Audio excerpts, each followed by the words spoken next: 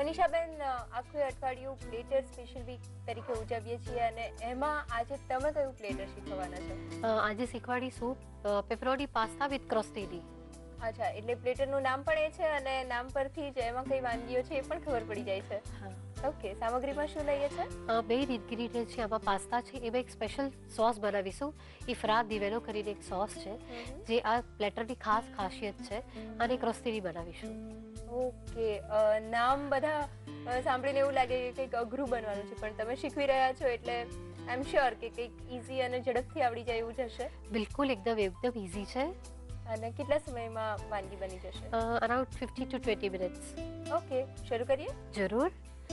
સૌથી પહેલા આની માટે જે સોસ લાગે છે એ બનાવી લઈએ. એક મિક્સીના જારમાં આ ટમાટર છે જેને મોટા મોટા પીસીસ રાખ્યા છે. આ ફ્રેશ બેસિલ છે, અરાઉન્ડ 2 ટેબલસ્પૂન ફ્રેશ બેસિલ, 3 ટમાટરના ટુકડા. એના અંદર આપણે નાખીશું 1 ટીસ્પૂન પેપ્રિકા, મીઠું એકદમ જરાક નાખીશું, 1 ટીસ્પૂન લસણ બારીક ચોપ કરેલું, 1 ટીસ્પૂન અધકચરો મરીનો ભૂકો. આટલી સામગ્રીને મિક્સીમાં હાફ ક્રશ કરવાની છે. હાફ ક્રશ જ કરીએ છીએ? હા જી.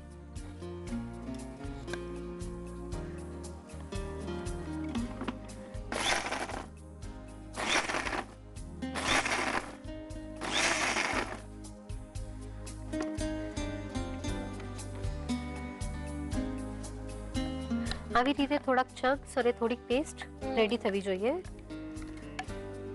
રાઈટ, જોઈ શકાય છે કે ટમેટાના ઘણા બધા પીસીસ અધકચરા રહ્યા છે, ઘણા આખા રહ્યા છે. હા જી.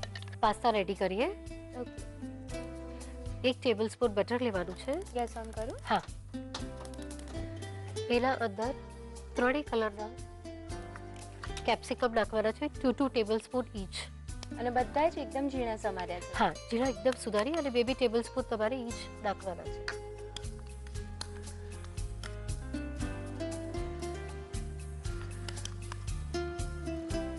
એકદમ જરીક મીઠું નાખી સાતળી લઈએ.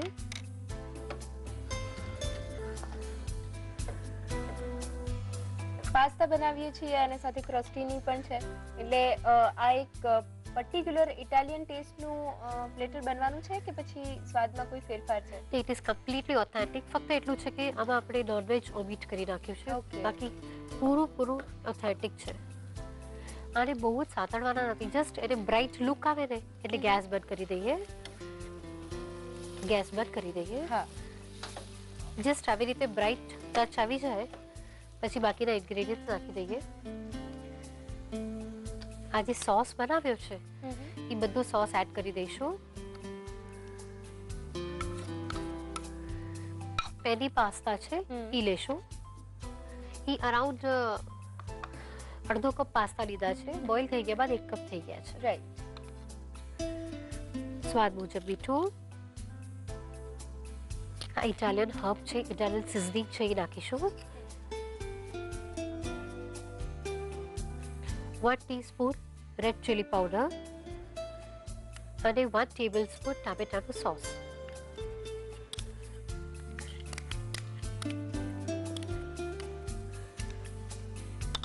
આ બધી જ સામગ્રીને પહેલા હલાવી લઈએ, પછી ગેસ ઓન કરશું. ઓકે. થોડુંક જ પાણી એડ કરશું.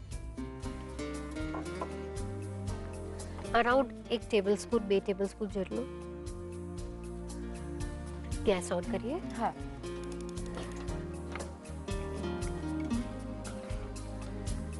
આખી જ પ્રોસેસ ગેસ બંધ રાખીને કરીએ અને પછીથી ગેસ ચાલુ કરીએ, એવું શા માટે કરીએ છીએ? એકચ્યુઅલી શું છે, સપોઝ ગેસ ઓન રાખીને મસાલા કરવામાં થોડીક આપણે કદાચ વાર બી પડે તો બળી જાય. અને પ્લસ કેપ્સિકમ વધારે સોફ્ટ થઈ જશે. આ થોડું ક્રન્ચી રાખવા માટે આવી રીતે કરીએ છીએ. ઓકે. 2 થી 3 મિનિટ આને ઉકાળીશું. ઓકે. તૈયાર છે. ગેસ બંધ કરીએ. અચ્છા. આવી રીતે થોડુંક સોસી ઇફેક્ટમાં એને રાખવાનું છે. ઓકે. મનીષાબેન, શું કરીએ છીએ હવે? હવે ક્રોસ્ટેની બનાવીએ. ઓકે. ક્રોસ્ટેની માટે આ થીક પિઝાના બેઝ છે એ લેવાના છે અને એને ટ્રાયંગલ કટ કરી ઉપર બટર લગાડી દીધું છે. ક્રોસ્તીની ઘણી બધી રીતે બને છે. ફ્રેન્ચ હા. બ્રેડમાં બને છે, બ્રુશેટામાં બનાવી શકાય છે અને વધારે આમાં ફેમસ છે પીઝાના બ્રેડમાં. એ બધા પીઝાના બ્રેડને અરેન્જ કરી લઈએ. પણ જે રીતે અત્યારે બનાવી રહ્યા છે ક્રસ્ટીની, એ જ રીતે એ જ પ્રોસેસને ફોલો કરીને ફ્રેન્ચ બ્રેડ પર બનાવી શકાય? બિલકુલ બિલકુલ. એને ઓવનમાં મૂકી દઈએ.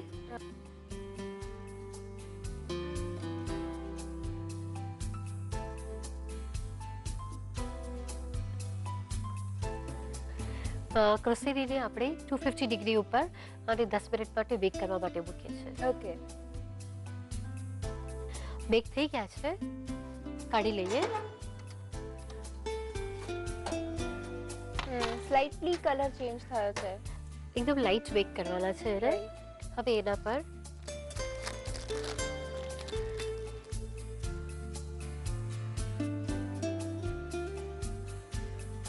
Cheese slice. અચ્છા, 1/4 કરી નાખે છે હાથેથી જ? હાજી, આવી રીતે એક પીસ મૂકશું. આ ઓલિવ્સ છે, બ્લેક અને ગ્રીન ઓલિવ્સ બંને લીધા છે. અત્યારે તો એક પરફેક્ટ કોમ્બિનેશન બની રહ્યું છે પાસ્તા અને ક્રસ્ટીની. પણ આમાં પણ હજુ જો કોઈ વેરિએશન્સ લેવા હોય તો કઈ રીતે લઈ શકાય? જેવી રીતે આપણે ક્રોસ્ટીની કરી છે ને એની જગ્યા પર બ્રુશેટા લઈ શકાય છે. બ્રુશેટા જેવી રીતે બધા અલગ અલગ વેજીટેબલ્સને બાઇન્ડ કરી અને એ પણ લઈ શકાય. આ સીઝનિંગ છે એ છાંટીશું. આ ઇટાલિયન સીઝનિંગ છે. અચ્છા. ઇઝીલી અવેલેબલ છે બધે ઠેકાણે.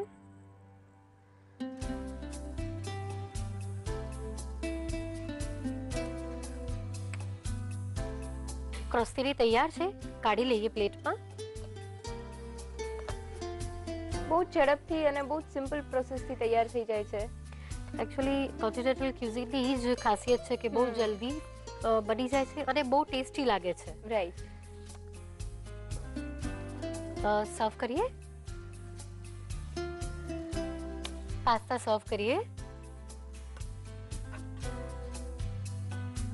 આ ચીઝ સ્પ્રેડ છે, એના પર ડ્રિઝલ કરું છું. વાવ, આખો દેખાવ જ ફરી ગયો. આ ફ્રેશ બેસિલ છે, ક્રોસ્ટીની સર્વ કરીએ.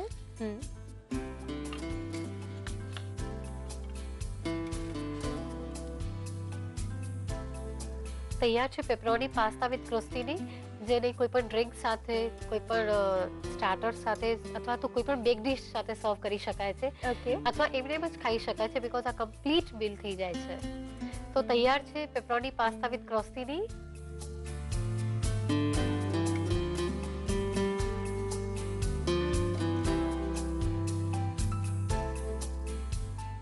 સરસ મજાનું એક વધુ પ્લેટર શીખી લીધું છે. ઈઝી અને ક્વિક એવું આ પ્લેટર બનાવવા માટેની રીત લખવી પડશે, તો લખી લો.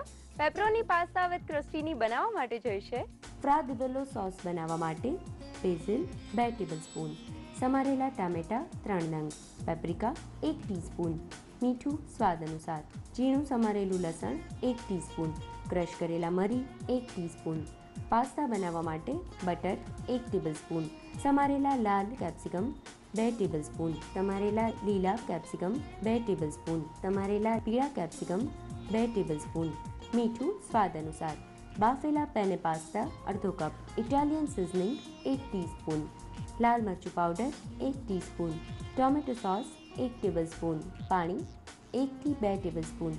ક્રોસ્ટીની બનાવવા માટે કટ કરેલી પીઝા બ્રેડ 8 નંગ, ચીઝ સ્લાઇસ 2 નંગ, કાળા અને લીલા ઓલિવની સ્લાઇસ 8 થી 10 નંગ, ઇટાલિયન સિઝનિંગ 1 થી 2 ટીસ્પૂન, બટર 1 ટેબલસ્પૂન. ગાર્નિશિંગ માટે ચીઝ સ્પ્રેડ, બેસિલ.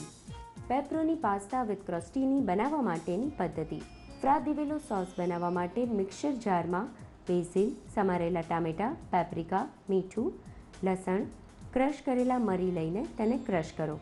તૈયાર થાય પછી એક બાઉલમાં કાઢી લો. અન્ય એક પેનમાં બટર, ઊભા સમારેલા લીલા, પીળા, લાલ કેપ્સિકમ તથા મીઠું લઈને સાંતળો. ગેસ બંધ કરી તેમાં ફ્રા દી બેલો સોસ, બાફેલા પેને પાસ્તા, મીઠું, ઇટાલિયન સિઝનિંગ, લાલ મરચું પાવડર, ટમેટો સોસ લઈને મિક્સ કરો. તેમાં પાણી ઉમેરી 2 થી 3 મિનિટ માટે કૂક થવા દો. હવે બેકિંગ ડિશ પર પીઝા બ્રેડ લઈ ઓવનમાં 250 ડિગ્રી પર 10 મિનિટ માટે બેક કરો. બેક થઈ જાય પછી તેના પર કટ કરેલી ચીઝ સ્લાઇસ મૂકી કાળા અને લીલા ઓલિવની સ્લાઇસ તથા ઇટાલિયન સિઝનિંગ ભભરાવો. સર્વિંગ ડિશમાં લઈ તૈયાર કરેલા પાસ્તા મૂકી તેને ચીઝ સ્પ્રેડ અને બેસિલથી ગાર્નિશ કરી તૈયાર કરેલી ક્રોસ્ટીની સાથે